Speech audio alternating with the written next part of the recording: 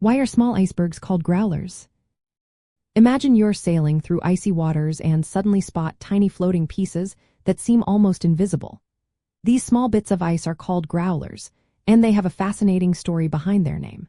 When large icebergs break apart from glaciers or ice shelves, they often leave behind smaller fragments.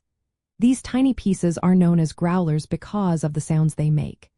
As they drift and bump into other ice or water, they produce low, rumbling noises that resemble growls. That's how they got their name. Growlers are usually less than 1 meter high above the water surface and less than 5 meters long.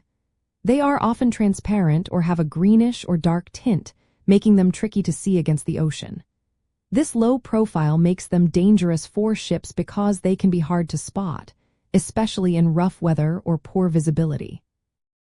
Growlers are smaller than bergy bits, which are slightly larger chunks of ice, and much smaller than full-sized icebergs that are over 5 meters across.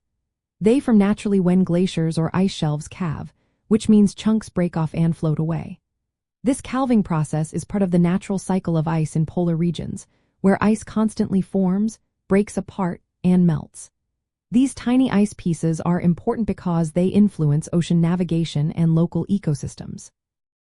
They also help scientists understand how climate change affects ice melt and movement in polar seas.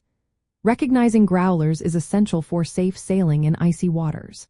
Despite their small size, they can cause damage to ships if not seen in time.